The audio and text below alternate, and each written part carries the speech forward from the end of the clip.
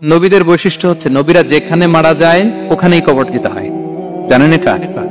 বিষ্ণু ইসলাম মারা গিয়েছিলেন আম্মাজান আয়েশা রাদিয়াল্লাহু তাআলা আনহার ঘরে, ফলে ওখানেই বিষ্ণু ইসলামের কবর রয়েছে, ওখানেই কবর।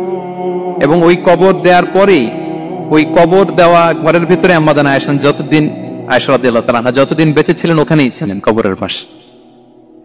এরপরে বাবা মারা গেলেন আবু বকর, বিষ্ণু ইসলামের পাশে কবর দেয়া হলো, বাবা আর স্বামীর পাশেই থাকলেন।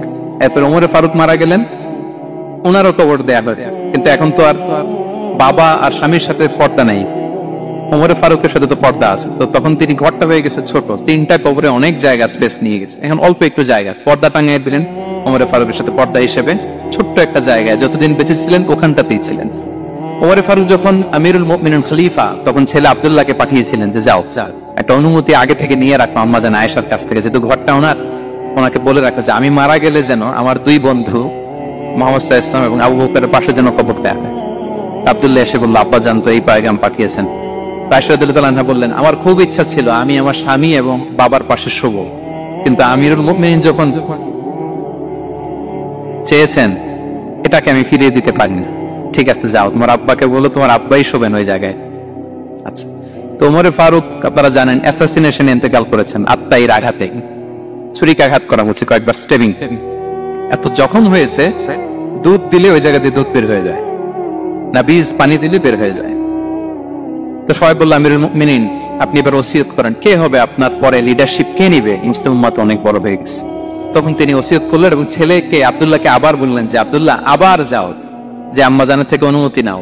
বলছে অনুমতি না নিলাম আর অনেক আগে, উনি তো বলছে আপনি মারা গেলে ওখানেই শোবেন। বলতেছে না তখন আমি আমিরুল মুমিনিন ছিলাম, এখন তো কিছুক্ষণ পরেই মারা যাবে, এমনও হতে পারে আমার ভয়ে বা লজ্জায় তখন অনুমতি দিচ্ছে, এখন আর দিবেন, আবার যাও।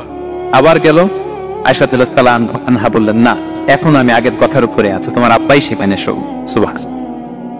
ওমরে ফারুক ওখানে শুলেন, তখন তিনি পর্দা আরম্ভ করলেন আম্মাজান আয়েশা।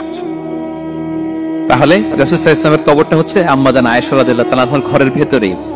আপনারা মসজিদে নববী যারা ভিজিট করেছেন তারা জানেন যে আপনারা যখন কিবলামুখী হয়ে নামাজ পড়েন বাম দিকে বিষ্ণু ইসলামের কবর, সেখানে রাসূল সাল্লাল্লাহু আলাইহি ওয়াসাল্লামের পাশে আবু বকর এবং ওমরে ফারুক রাদিয়াল্লাহু তাআলা আনহুমা শুয়ে আছেন। রাসূল সাল্লাল্লাহু আলাইহি ওয়াসাল্লামের কবর থেকে মিম্বার পর্যন্ত এই পুরো জায়গাটা রাউদাতুম মিন রিয়াদিল জান্নাহ, দুনিয়ার বুকে জান্নাতের একটা টুকরা। বিষ্ণু সাল্লাল্লাহু আলাইহি ওয়াসাল্লাম ইন্তেকালের আগে ওনাকে অপশন দেয়া হয়েছে, নবী আপনি চাইলে থেকে যেতে পারেন আজীবন, আর চাইলে আমার কাছে চলে আসতে পারেন, এই হবে অপশন।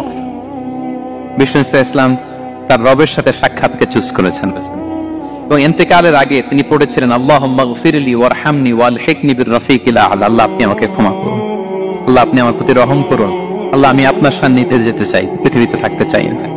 সুবহানাল্লাহ। অপশন দেয়া হয়েছে, আপনার অপশন দেয়া হবে, হ্যাঁ চাইলে আজীবন থাকেন। আমরা অপশন পেলে তো বলতাম আল্লাহ যা হয়েছে এখানেই থাকতে চাই, কি বলেন? বিষ্ণু ইসলাম বলেছেন ইলা রাফিকিল আ'লা, আল্লাহ আমি আপনার সান্নিধ্যে যেতে চাই। বিষ্ণু ইসলাম ইন্তেকাল করলেন এবং উম্মার জন্য এটা সবচেয়ে বড় ফিতনা এবং পরীক্ষা ছিল, এর চেয়ে বড় কষ্টদায়ক বিষয় ছিল না উম্মার জন্য বিষ্ণু ইসলামের ইন্তেকাল। তিনি যখন ইন্তেকাল করলেন সাহাবারা পাগলের মতো হয়ে গেল।